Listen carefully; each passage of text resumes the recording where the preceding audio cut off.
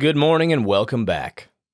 My name is Blake. Thank you for joining me today, wherever you may be in the world. Today, let me pull up my notes here. We're going to be talking about a really advanced sewing stitch. It's called the half-hitch button placket. And if you know one half-hitch button placket, you know the other one, the reverse half-hitch button placket. And we, hold on. Actually, wrong podcast, wrong group. Sorry, we don't talk about stitching here. Just kidding. I like the idea that, the audience thinks you run a sewing podcast. Yeah. You think I know how to fucking sew? Bring two items together and just stick thread all over. Like that. Like this, probably. More like maybe like that. Some sewing techniques. But anyway, welcome back to Your Content Factory. My name is Blake. We are the foundation of your content creation, so thanks for tuning in. Today, we're going to talk about communities. That's why I did a little sewing reference there. Because there are so many communities and clubs centered around hobbies, movies, entertainment, books, like fan clubs, right? Like every book out there that's like, you know, like the teenage vampire books, they're like, oh my gosh, and they have their little club and they like post about it and they get updates and people nerd out on stuff. People nerd out on anything, man. We're just all a bunch of nerds just nerding out. Like even if you're like, I like protein shakes and I like nutrition because I'm getting into that club.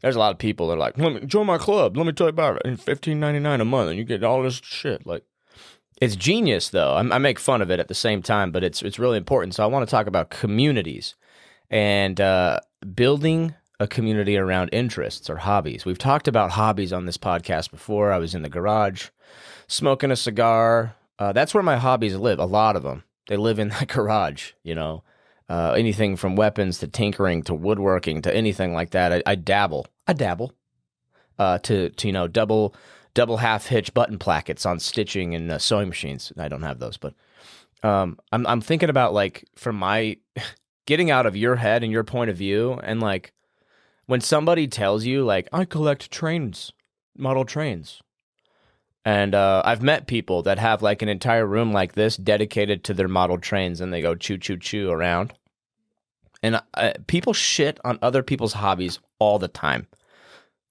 They're like, what a stupid hobby. Why would you put $7,000 into that? And then they go and buy like something that's $7,000, the equivalent, right? Like a golf club. Yeah. Some guy swinging his his $1,200 golf club. He's like, what a stupid thing to spend $1,200 on a train. And then he fucking slices into the brush. Oh, the sun was in my eye. Anyway, people who spend money on trains are dumb. And then he pulls out his like $900 putter. Oh, damn it. Okay, like people make fun of other people's hobbies, but then they go do the same thing.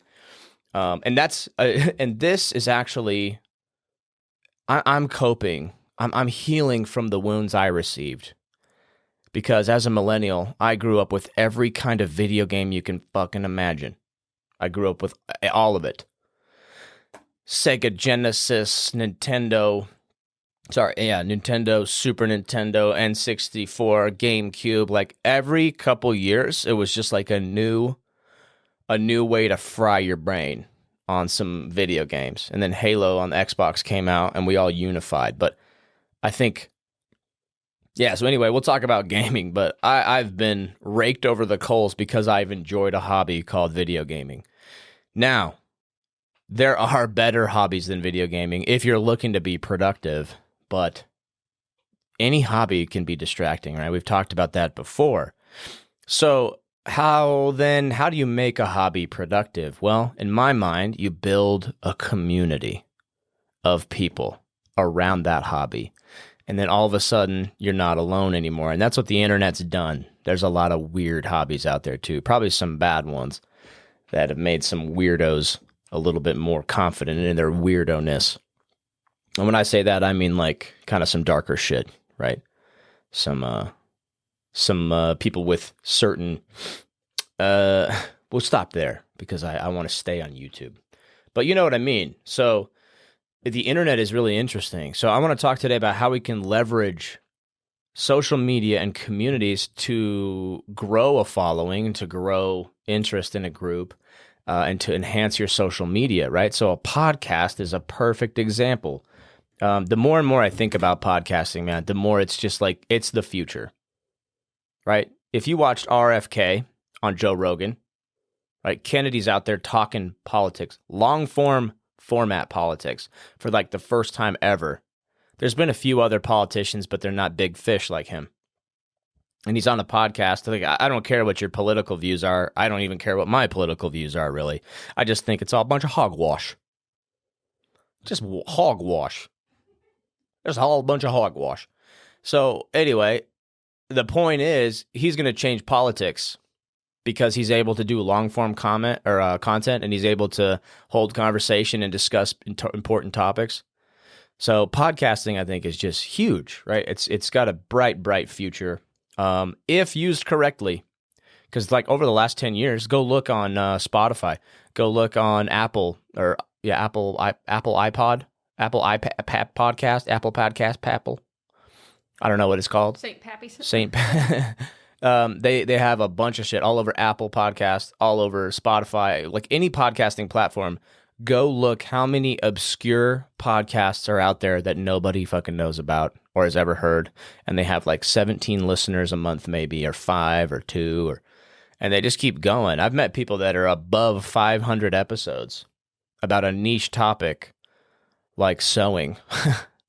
That not really, but that's just an example. And they have so many episodes, but like who's listening? Nobody. Who's listening?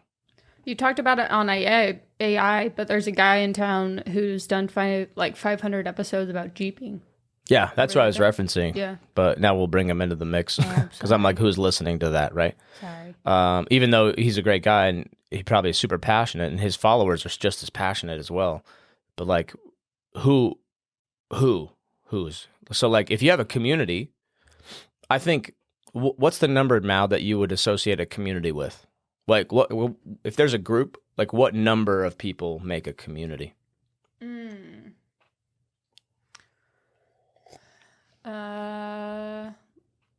Like 30. 30. Below that, I would be like, this is our group. But anything above that, I'd be like, this is a community. Yeah. I guess like in the truest form of itself, yeah. That's coming from my brain, which means it's wrong. No, I think that's a great assessment. Yeah, 30 people, like, it takes a village, right? To raise a child, it takes a village. That's like a community. I think it's just a group of people working together is a community, technically. Like at the definition level, maybe not, maybe yes. But like 3 people, like if you have 3 people listening to a podcast, it's like, I could still say, my listeners, my community, right? So anyway, that's something we could discuss there. But a community is like, it's a group of people that are like aligned in purpose, I would say. So yeah, is there a number to it? Could it be 2 people? Can I read you the definition? Yeah, please do. Yeah. This is validating what I said, by the way, which is why I feel the need to... Because I think it's way more than 3 people. I'm just saying. Like, community is always referred to as a varied and large audience. And then, on the other hand, a group is indeed most often used for a small number of people. Okay, cool. So a group is for small. So yeah, community, let's say 30. Let's say Mal just set the benchmark. 30 people, you have a community, which is awesome. So... In regards to content creation, right? Whatever you're doing, we've talked on this podcast before. What's your purpose behind this, right? It's really hard. For example, we love the guy, but he's here in this studio a lot. His name's Derek Legg. And like, we probably should make more community events, right? Same with the Solid podcast. I think that's something that's missing from some of our clients is a community. A sense of belonging. So my question for this episode is, why are communities so powerful? And using, like, I think it's because our passion and our hobbies are powerful. And so a community around that can be a very, very good tool. So like I was saying, I got blasted my whole life because I was playing video games with friends. But to me, it wasn't about the video games. Like I was for a while when I was young, just like be totally consumed by this story and video game that like I didn't want to do anything, right? And that's where the danger lies, is isolation. If you have a hobby that's isolating you, I think those are a little bit more dangerous hobbies. I think they can get out of control, and they could really kind of do some damage to your social life and to your connections and opportunities.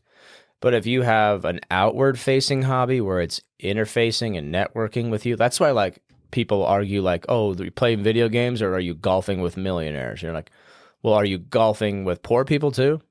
Right? Like, who are you spending that time golfing with? Are you golfing by yourself and you're not going to be the next Tiger Woods? So, but anyway, the purpose of a hobby is to make you feel good, to make you enjoy life. It's not to make you feel productive or anything. Like, if you can, cool, now you can do what you love. So that's like the constant ebb and flow I hear between people is like, you have to give up your hobbies to get successful and to get rich. And you have to do all this stuff and you can't do your hobbies. Like, and I don't know if that's anybody else relates to that, but I was told that as a kid. It's like I had to go out and get a job and get a degree and go be productive in society, which I think is important. But like, to what extent are we slaving away so our government can throw money at Ukraine, you know, or like whatever? Pick the fucking sentence after that. To what end are we slaving away? So, ... So powers that be can go do what they want. It's crazy. So I'm all for like hobbies. I love it. I feel the most in line and aligned with myself. I feel the most in tune with myself. It's the most authentic version of myself. We have a whole podcast about that. And so I think it really resonates with people. That's why a community on the internet is so powerful. And also, like, you know, in a survival situation, put it over a zombie apocalypse skin. Play it out in your mind. Are you better alone or are you better with a community? Go watch The Walking Dead and decide for yourself. So communities are extremely viable. Why though? Well, our hobbies are super powerful. Our interests are super powerful. But I think at the core, humans are just tribal people. We're still tribal. We're still carnal and primal and social. And, you know, we require status and belonging and usefulness and contribution, you know, all those things that's so important for us in society. And I honestly think, Mal's heard me talk about this, but I think that like we really haven't progressed much as a society. Like, look at the globe, look at everything. And like all we have is like cooler tools to make our life more comfortable, more convenient. We've gotten really good at technology that makes our life convenient, like a microwave, an oven, a dishwasher, laundry machines, you know, all these things that make our life convenient, sometimes make it more complex too. So it's kind of interesting. But that's a little bit of philosophy there.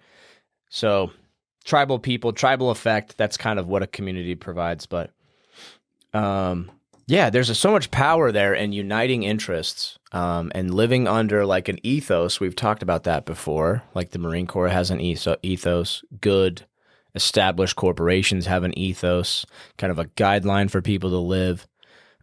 So if you build a community around your content, you'll be stronger. The content will be better. The content will be supported. The content will be enhanced. Your network will enhance. You'll never run out of podcasting guests if you're doing a podcast. You'll have a drive. You'll have like some obligation to those people. So I think it's overall really, really good. So what's the next step for some of Blue Form's podcast? I think it's, you know, sponsorships, and I think it's community. Building a community, a place where people can go. So I wanted to break down some communities that I'm aware of and some that have been enhanced. And I'll tell you this, nobody does communities better than the video game community. Get it? Nobody does communities better than video gamers. Nobody. There's some shitty ones, and then there's some really, really good ones. But the really good ones, no one does it better. Like, picture the best community ever on Facebook, the best Facebook group. Yeah, there's a gaming community tucked away in the corner doing it 10 times better. People sleep on gamers. They sleep on it. It's a multi-billion dollar industry. Mal, can you look up how many billions? How much is the gaming injury? How much is the gaming industry worth?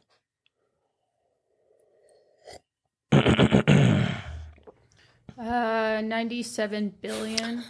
97 billion. Can you look up the... No, actually, that will get us into a conspiracy spiral. I don't want to do that one. But 97 billion. And to clarify, that's US, so worldwide, I don't know. Okay, just in the US, $97 billion. Crazy amount of money in gaming, and a lot of people are sleeping on what gamers can provide.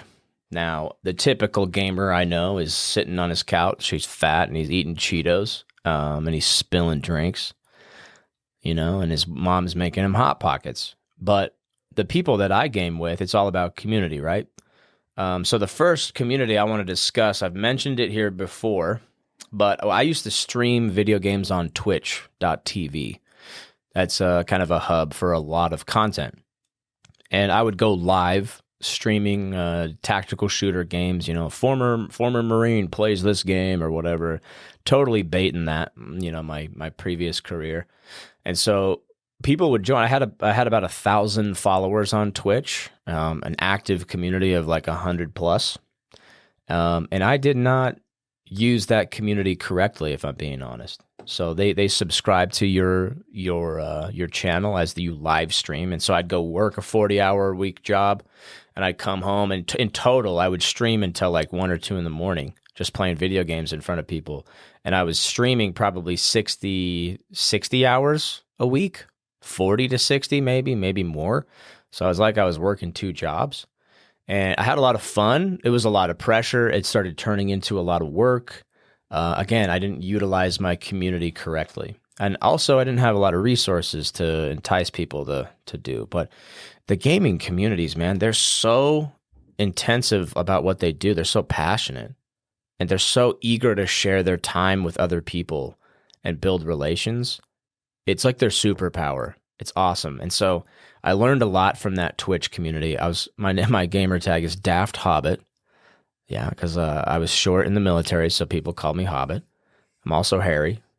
So I'm short, I'm hairy, and I always bring the scary. That was my slogan on Twitch TV. So that was the first community. And giving a community like a moniker or a name or a title is really important, so people feel belonged. Like they feel like they belong to something. They feel included. And so if you joined or followed Daft Hobbit on Twitch TV, you joined the Daft Mob, right? And our logo was like a mobster with no face, just like a silhouette shadowed mobster. And it was cool. I'm still going to kick that channel, still lives. I'll probably kick that brand back up when I have more time. But it was way cool. So you join the Daft Mob, you're part of the group, and we just fuck around on the internet and play video games. It's awesome. We're playing like tactical shooters. We're doing real military tactics in a simulation. People are learning. People are valued. They're having fun. They're getting laughs. And so it was a great community. About 1,000 people followed. Probably about maybe 150 to 200 were like active like once a month. And then about 50 people were on like every day. It was big. For a gaming community, every day to get 50 people to do the same thing, unpaid, every day is kind of a big deal. So I was proud of that. And then I made some mistakes, though. I let the community moderators kind of run amok. I didn't really supervise that because I was burnt out. I was working so much, and I just would come on and stream, but I wouldn't do anything to enhance the content or distribute the content. And so I was just plowing away like that podcaster who's done 500 episodes and hasn't got enough earballs or eyeballs on that, so he's just going. And the growth is limiting. It's not, there's no traction. The tires are spinning. So I'm wondering how many of you guys have a community or a content that's just kind of spinning? Well, guess what? A community can help with that. You could find people. I found people that would make me logos. I found people that would moderate the channels. I found people that would post my shit to other stuff. I did it really poorly the first time, but I still found people willing to help when I built a community around it.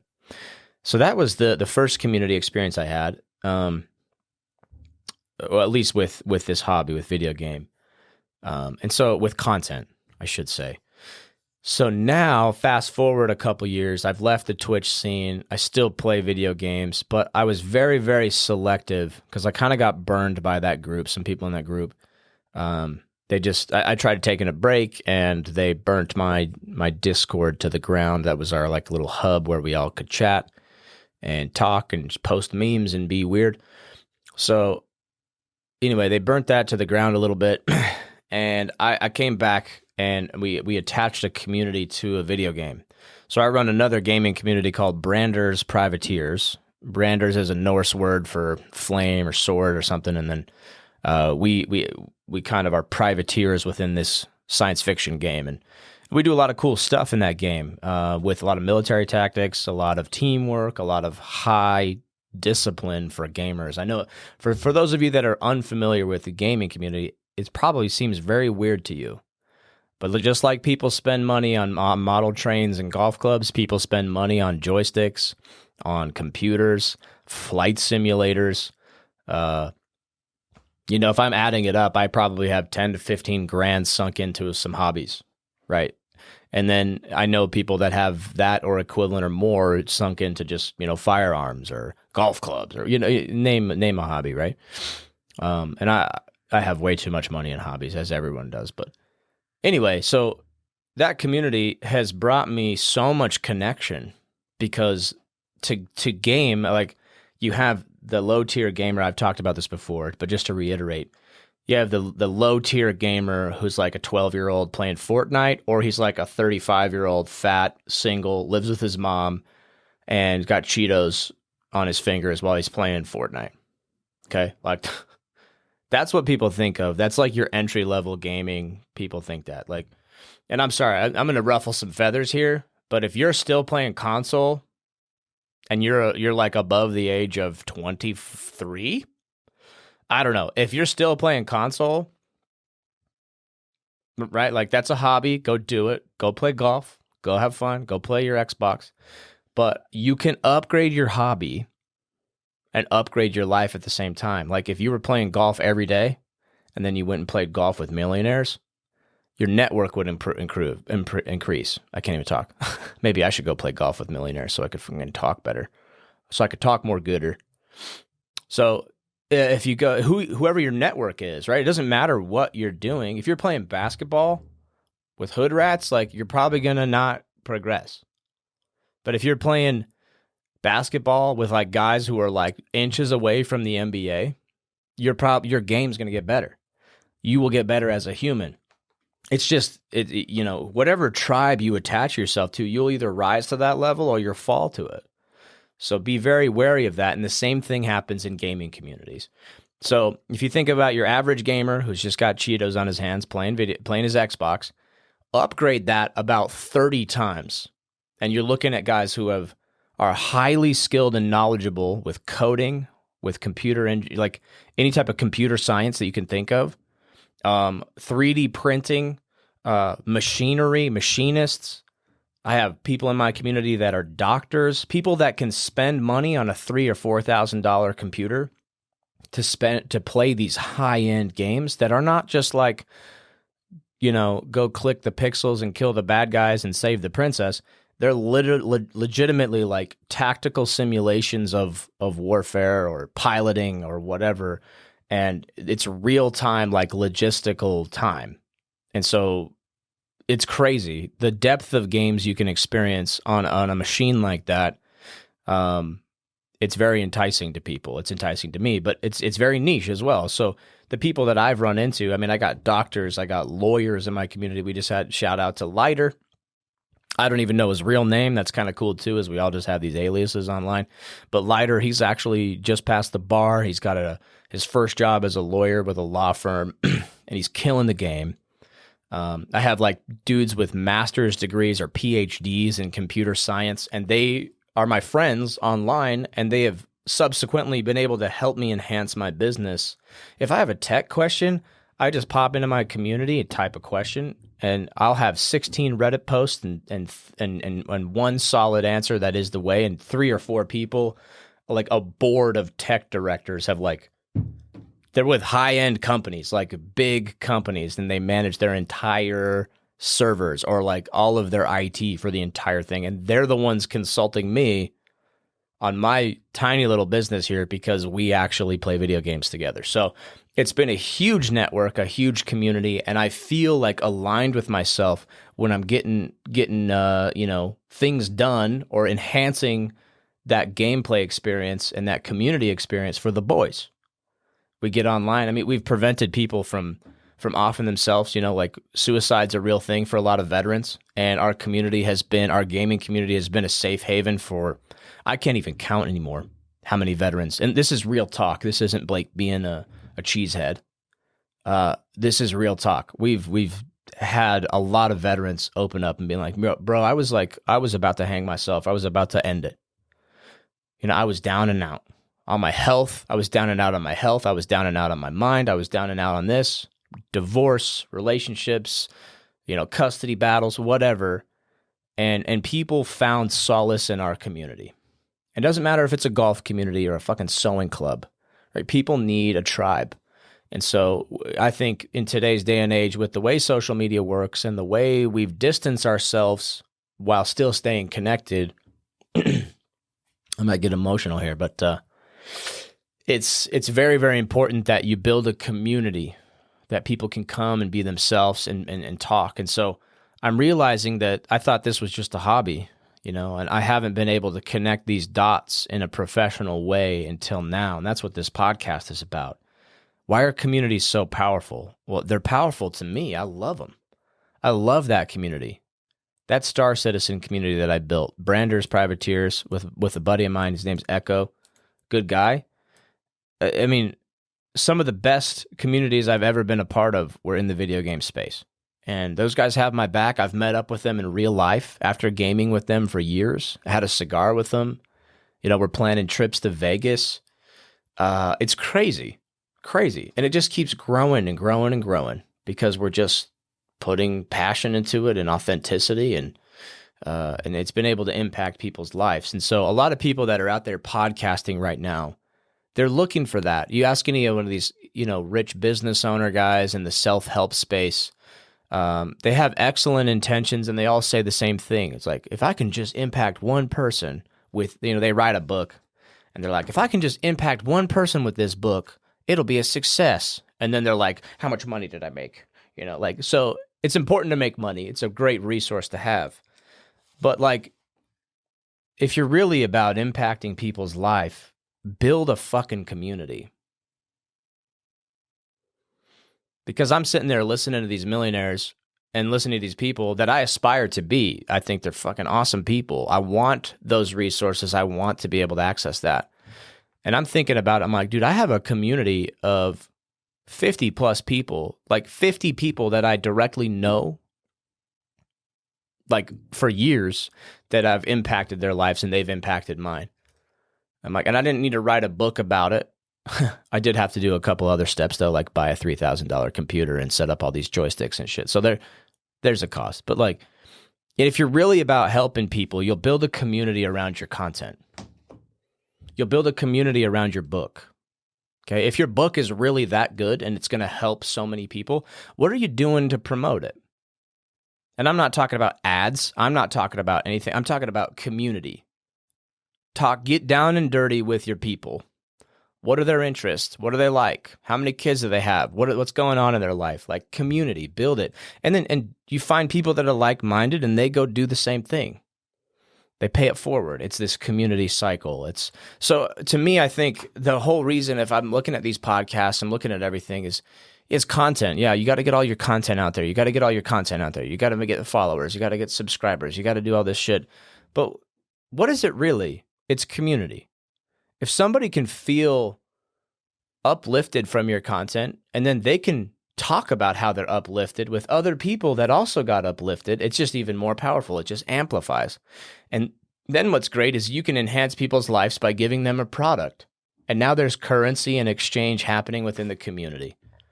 Just like the old communities where you'd come and You know, imagine if we looked at the social media scape and like all these big names like Alex Hermosi, you know, Gary V, name somebody, right? Like if we condensed it down to like a medieval village and that was like this huge community, like Gary Vanderchuck would have like the best cabbage in all the land.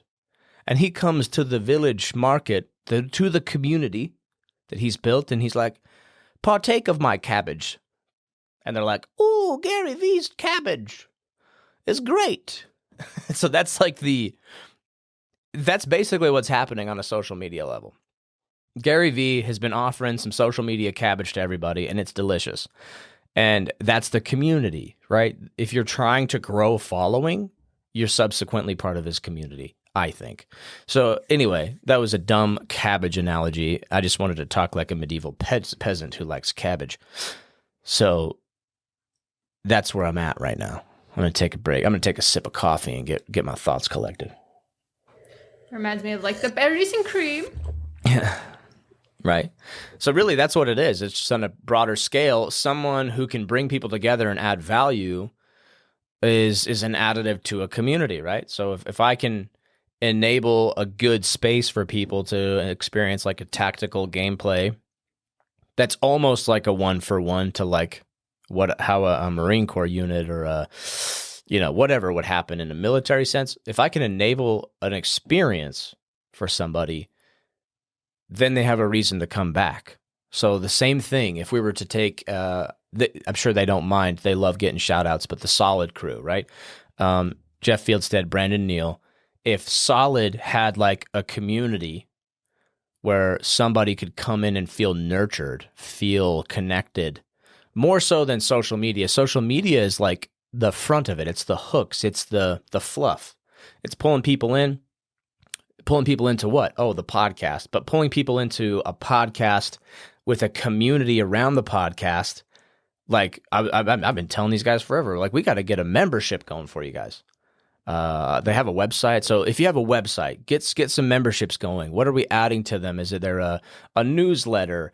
Is there a subscription where they get a product? Is there something where there's a community discussion about this? And I think if Jeff Fieldstead put together just a nutritional course of something super easy, just, you know, something that's like $5, man, I'd join that. I already did join that. Jeff, if you're watching this, dude, you changed my life. The Solid guys, they changed my life, man. A lot of people have changed my life, but that one, just in recent times, just the diet, I think I'm down like 40 pounds, probably. It's like the fish that got away, just gets bigger every story. I'm probably down like 30 pounds and have stayed there. But anyway, life-changing stuff. I would love more community stuff around brands like that. I'd be all up and down that, like a ladder, like a fireman on a ladder. I'd be up and down that. So that's kind of the importance of community. So if you're thinking about making content and doing a podcast, this is your cue to make a community about that. If I were you guys, I'd go study video gamers on Twitch, on YouTube, and I'd study their communities. If you're not into the game, just go watch a live stream for an hour. Take notes and watch what happens. Like, there's so many things that include people. If I follow somebody on Twitch, I'm like, oh, I like this gamer. He's cool. And he's like Ninja Blaster 69. And I'm like, okay, I'll follow this guy. There's like little elements of his live stream that will pop up and tell you, hey, this new guy just followed you. And then he's like, hey, man. He's like, thanks for following, Daft Hobbit. And I'm like, oh, that's me. Oh, my gosh. And so there's a dark side to it, too. But like a lot of guys, they simp, right? If you've heard that term, simping for a female or a woman is like you're white knighting. You're doing everything for that girl. And so a lot of these gamer girls, they have these armies of like just lonely dudes. It's like kind of the precursor to like OnlyFans. And so it's a live stream though. So a gamer girl will be up there and she'll be like, thanks, Carrot Top 24. Love ya. And he's like, oh my God, a girl talked to me for the first time in my life. Oh. Then he's like, he's just clicking the button. He's like, here's $5. Here's $5 for the whole stream for an hour. But So it's like a virtual strip club for attention, really. Yeah, maybe don't look at gaming communities. You're like, I'm going to redact everything I've been talking Yeah, we're going to scrub this whole episode. But anyway, I'm very passionate about communities. I'm very community-centric. I'm very social, but I think, too, I feel social interactions sometimes cost me energy. I think it's because I'm usually like an initiator for a group of like, hey, let's do this, or hey, what are we doing tonight? And everyone's like, oh, I don't know. I'm like, I feel this responsibility to come up with an idea for the group, and I feel like it costs energy for me to do that. But I do love gaming, so our communities. But those are the communities that I run. Branders, Privateers, we'll link that if you're interested in gaming. We've actually met some guys locally through Facebook that have checked us out. There's another gaming community I want to shout out. They're called Shack Tactical. It's owned and operated by a guy. I don't know his real name again. His gamer name is Dyslexy. And I've never been a part of Shack Tactical, but my co-founder, Echo, was. And by the way, Echo is a Force Reconnaissance Marine, former Special Forces Marine, and fucking awesome guy.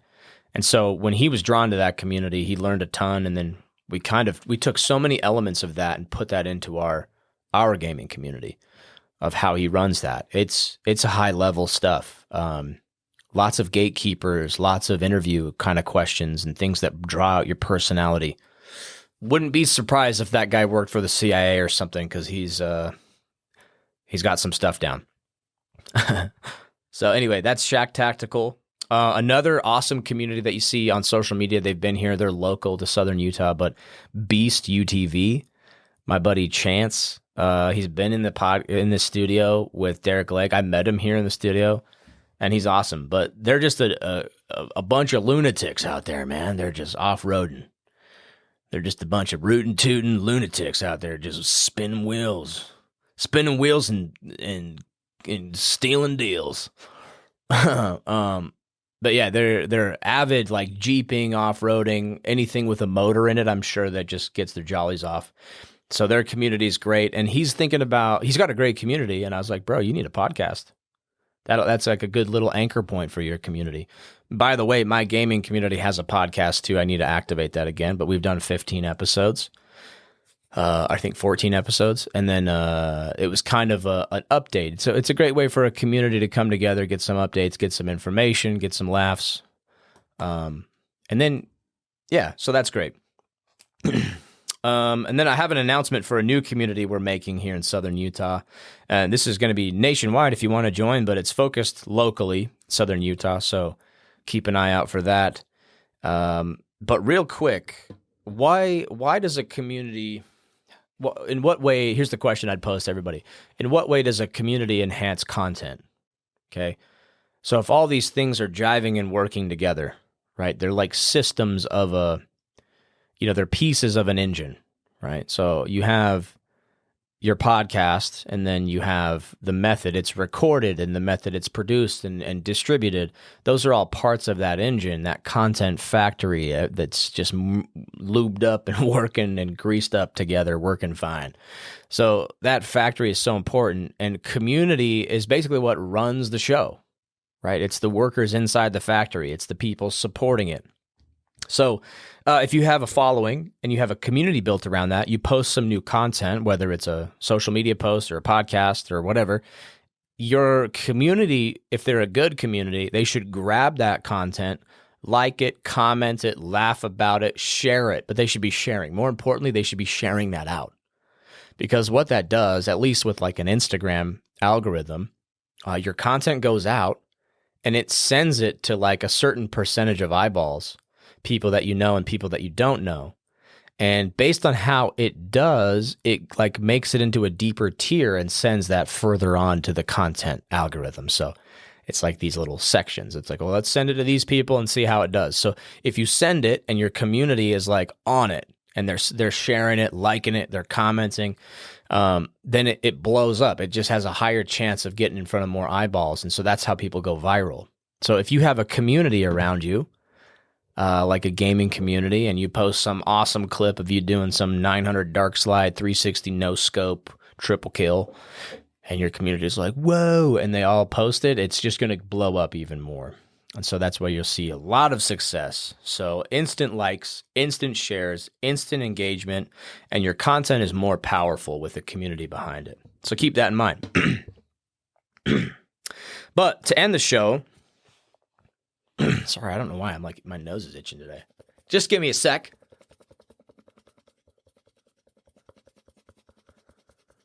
That should last me an hour. It's a good ASMR. Itch your nose, ASMR. Yeah, those itches should last me about an hour. If my nose itches again, damn it. It's my mustache. I think there's a hair poking me. But anyway, to end the episode, we want to announce the fact that I have really come to love cigars and cigar culture. And I've known for a while, once you find out that cigarettes are actually the biggest problem in the tobacco industry. They are horrible for you. They cause the most cancer. They have the most enhanced, like man-made synthesized products in them, at least American cigarettes.